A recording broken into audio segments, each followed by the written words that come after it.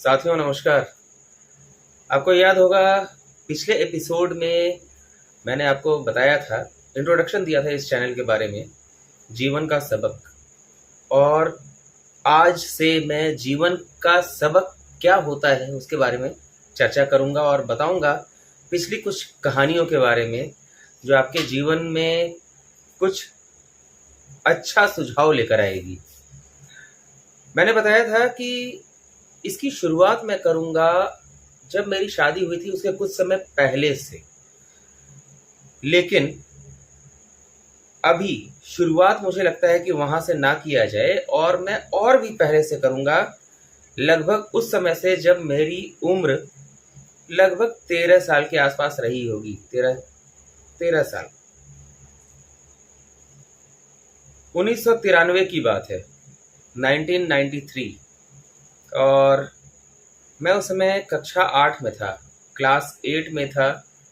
Guru Nanak public school में मैं पढ़ता था, रांची के, और एक नामी स्कूल है, अच्छा स्कूल है, उसी में मेरी पढ़ाई चल रही थी।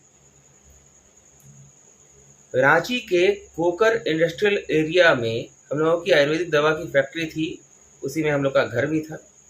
वहीं रहते थे मैं, मेरी माँ, पिताजी, बहन की शादी हो चुकी थी, लेकिन वो अधिकांश वहीं रहती थी, क्योंकि बहन ने, अब क्या था उसके जीवन में, उसके पति और उसके ससुराल के साथ नहीं पता, लेकिन हाँ कह सकते हैं कि दीदी जिया जी हमारे घर में ही रहते थे। बीच बीच में कुछ समय के लिए कहीं कमरा लिया जाता था, उन लोग लेते थे किराए पर, लेकिन ज़्यादातर समय यहीं बीतता था।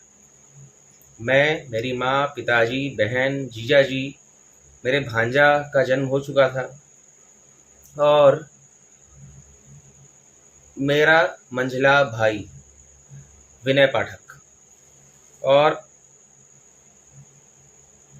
विनय पाठक मुझसे उम्र में लगभग 12 साल बड़े हैं, और बचपन से अब तक जो मुझे याद है, मुझे प्यार वो करते थे नहीं करते थे इस बारे में मैं चर्चा नहीं करूंगा, लेकिन हाँ अक्सर झूठी बातों को लेकर मुझको प्रताड़ित करना या मारना, ये उनका एक रहा था।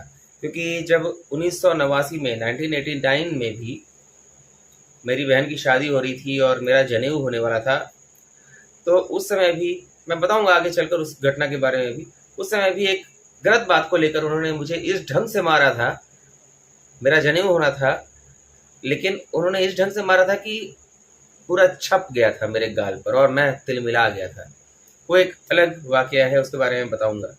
बात करते हैं 1993 की। मेरी फाइनल परीक्षाएं चल रही थी। परीक्षा देकर मुझे क्लास 9 में जाना था, क्लास 8 में मैं था उस समय। अचानक खबर आती है कि मेरा भाई विनय पाठक, सबसे बड़े भाई की चर्चा नहीं करूंगा क्योंकि वो उस हम लोग के साथ नहीं रहते थे, वो अपना, मेरे पिताजी और माँ के से अलग होकर पहले अपना घर बसा चुके थे, अलग ही रहते थे। लेकिन विनय पाठक हमारे साथ रहते थे। एक दिन अचानक खबर आती है कि विनय पाठक कहाँ हैं, कुछ पता नहीं है। और सबसे बड़ी बात कि उस समय मेरे भाई रांची एक्सप्रेस में जॉब किया करते थे, और उसी समय रांची एक्सप्रेस के सामने, अपर बाजार में रांची एक्सप्रेस के सामने वाले घर की एक लड़की, वो भी घर से गायब थी। बाद में पता चला कि मेरे भाई को, कहते हैं ना लड़के ने लड़की को भगाया, लेकिन जब बातें सामने आई तो पता चला कि लड़की ने लड़के को भगाया। मेरे भाई को लेकर वो गायब हो गई थी। बहुत सारी बातों में पता चला कि उन लोगों ने 31 मार्च को कोर्ट में मैरिज भी कर लिया था। अब कितनी जानकारी मेरे माँ बाप को इसके बारे में थी या नहीं थी, ये मैं नहीं जानता, लेकिन घटना इस तरह की हुई थी, जो संयोग से और कहा जाए दुर्भाग्य से रिश्ते में मेरी भाभी बन गई। उनके मायके वालों ने हमारे घर में आकर प्रतिदिन हर दिन तांडव मचाना शुरू कर दिया। मेरे माँ बाप को प्रताड़ित करना शुरू कर दिया और रोज वो हालत कर दी, मैं सुबह तैयार होकर स्कूल में परीक्षा देने जाऊं या घर में रोना धोना देखूं या पुलिस का तांडव देखूं। पुलिस, मेरे घर में पुलिस रोज आने लगी। मेरे माता पिता से उल्टा पुल्टा बर्ताव, मेरी दुर्भाग्यवश भाभी बनी थी, उनके मायके वालों का उल्टा पुल्टा बर्ताव। और आप जानते हैं, मेरे पिताजी को उन्हीं लोगों के कारण हवालात भी जाना पड़ा था। मेरी उसी भाभी के घर वालों ने मेरे पिताजी को हवालात भिजवाया था। मेरे पिताजी सदर थाना की पुलिस पहले उनको ले गई। पिताजी स्कूटर से गए, उनकी गाड़ी में नहीं गए। माँ और पिताजी गए और वहाँ पर माँ के साथ जो दुर्व्यवहार हुआ था वो भी मैं आगे चलकर बताऊंगा। माँ से पुलिस वालों ने किस तरह का बर्ताव किया था, क्या कहा था, कितनी गंदी और अश्लील बातें कही थी मेरी माँ से। कोई और माँ होती तो अपने ऐसे बेटा, जिसके कारण माँ को ये दिन देखना पड़ा, उस बेटा का मुंह नहीं देखती। लेकिन खैर, पिताजी को सदर थाना में रखा गया था और बाद में उन्हें कोतवाली थाना ले जाया गया था। और तड़के में अगले दिन लगभग भोर में पिताजी वापस लौटे थे। तो ये सब तांडव हुआ था। मतलब मेरे बाप को उस महिला के कारण, मेरे भाई के कारण हवालात में जाकर रात गुजारनी पड़ी। मेरे पिताजी और माँ, मेरी बहन, सब लगता है आगे चलकर इन सब बातों को भूल गए, पानी डाल दिया। लेकिन मैं नहीं भूल पाया, क्योंकि जो गलत हुआ था वो गलत हुआ था। मेरे पिताजी ने क्यों इन चीज़ों को भुला दिया, उसका भी कारण है। मेरे पिताजी के ऊपर ऐसा, जो कहते हैं ना लोग, करना कराना, ऊपरी चक्कर कराना, बहुत लोग मानते हैं, नहीं मानते हैं, लेकिन वास्तव में ऐसी चीज़ें भी होती हैं। ऐसी चीज़ें वास्तव में होती हैं, क्योंकि जब मेरे उसी भाई और उस भाभी, तथाकथित भाभी की शादी कराई गई, शादी भी उसी भाभी के परिवार वालों के दबाव में कराई गई, क्योंकि भाई उनका तो पैसा बच गया, जो दहेज के लिए उन्होंने रखा था बहुत सारा, वो सब तो पूरा बच गया। क्योंकि मेरे पिताजी का कहना था भाई हम दहेज वगैरह लेने के खिलाफ हैं। तो खैर, उनके परिवार वालों ने मेरे पिताजी, जो कि कोई नशा नहीं करते थे, सुपारी तक नहीं डालते थे, उनको सुपारी खिलाकर उनकी मति को मार लिया, पूरी तरह अपने चंगुल में कर लिया। और पिताजी के कारण माँ भी उसी परिवार के चंगुल में हो गई और मेरी माँ मर गई। फरवरी में माँ मर गई, लेकिन अंतिम समय तक, और अभी भी मेरे पिताजी उसी भाई भाभी के चंगुल में फंसे हुए हैं, मेरी बहन के चंगुल में फंसे हुए हैं। किस तरीके से उन लोगों ने बाप को, मेरी माँ को तो जकड़ लिया था, मेरी माँ को मार दिया उन लोगों ने, मेरी माँ को तड़पा तड़पा के मार दिया। मेरी माँ जीवन भर रगड़ रगड़ के जीवन जीती रही। मेरे भाई और भाभी ने मेरी माँ के अंदर, दिमाग में इतनी उल्टी पुल्टी वाहियात बातें भरी, मेरे पिताजी के बारे में के मन में भी भरी। मेरे पिताजी को 2006 में ब्रेन हैमरेज कराया था मेरे भाई और भाभी ने, इतनी गंदी गंदी बातें भरकर। और 2019 में मेरी माँ को ब्रेन हैमरेज हुआ और मेरी माँ मर गई। मेरी बहन हमेशा लूटने के लिए रही। मेरे भाई भाभी ने पिताजी को, माँ को चंगुल में कर लिया था। तो खैर, उस समय मैं परीक्षा देने के लिए जाया करता था स्कूल, और उसके पहले घर में रोना धोना, पुलिस का तांडव, सब कुछ देखता था। मेरे जीवन में वो पहली परीक्षा थी जब मैं स्कूल में फेल हुआ था क्लास में।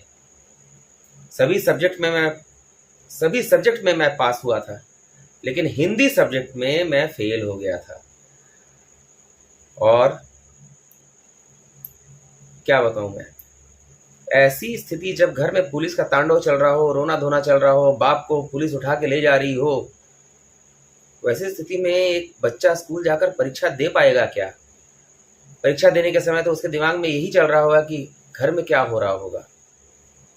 लेकिन इस पर भी मेरे उसी भाई ने बहुत मुझ पर कमेंट मारा था। खैर, वो सब अलग की चीज़ें हैं। बाद में जब मैं परीक्षा देने के लिए जाया करता था, उसी दौरान किसी दिन अचानक सुबह सुबह मेरी वही तथाकथित भाभी और मेरा भाई हमारे घर के गेट के सामने एक ऑटो में, टेम्पो में प्रकट होते हैं। अचानक प्रकट हुए और हमारे घर में तेजी से घुसे। पता चला कि अरे ये लोग आ गए। तब मुझे पता चला कि अरे इन लोगों ने शादी कर ली है 31 मार्च को ही। और उसके बाद मेरी भाभी के घर वालों का जो नौटंकी चालू हुआ, जो नाटक, घिनावन नाटक, घृणित नाटक चालू हुआ, रोना धोना के साथ ही उन्होंने कहा कि नहीं, अब तो विनय जी से ही हम शादी कराएंगे इसकी। आप लोग हमारे सुन लीजिए, पहले उन लोगों ने मेरे बाप को हवालात भिजवाया और बाद में मेरे माँ बाप उनके लिए सब कुछ हो गए, सिर्फ दिखावे के लिए, नाटक के लिए, लूटने के लिए, खसोटने के लिए, हमारे खानदान को बर्बाद करने के लिए। उस परिवार ने, उस तथाकथित भाभी के कारण मेरा पूरा खानदान तहस नहस हो गया। मेरे बाप की मति मार ली गई, हम लोग सब तहस नहस हो गए। आज भी मेरे पिताजी और मेरे बीच कोई खास संपर्क नहीं है। मेरी माँ मर गई लेकिन पिताजी की आंखें नहीं खुली। किस तरीके से उन लोगों ने क्या क्या षड्यंत्र रचा। मेरे सबसे बड़ा भाई, उसकी पत्नी वो बंगालन है, मेरी तथाकथित भाभी मारवाड़न है, और इन लोगों का कुचक्र, षड्यंत्र, और मेरी बहन इसमें और आग में घी का काम करती रही। इन लोगों ने मिलकर इस तरीके से हमारे परिवार को ख़त्म कर दिया। मेरी बहन ने तो हमेशा लूटा पिताजी को, माँ को। माँ और पिताजी के बीच हमेशा षड्यंत्र के तहत लड़ाई लगवाती रही ताकि माँ और पिताजी एक दूसरे के मत से एक साथ होकर काम ना कर सकें। पिताजी वही करे जो बेटी कहे, पिताजी वही करे जो मंझली बहू कहे, मंझला बेटा कहे। इस तरीके से चंगुल में फांस लिया गया और उस परिवार ने दबाव डाला कि विनय की, और बता दूं, मेरी तथाकथित भाभी को प्यार से, बड़े ही प्रेम से गुड़िया कहा जाता था। दिखने में क्या कहूँ, कई लोग तो दिखने में कहते हैं कि बुढ़िया थी, लेकिन कहते उसको गुड़िया थे। योगिता नाम था लेकिन गुड़िया गुड़िया नाम से प्रचलित। गुड़िया तो गुड़िया जैसी होनी चाहिए ना, लेकिन क्या थी, क्या कहा जाए।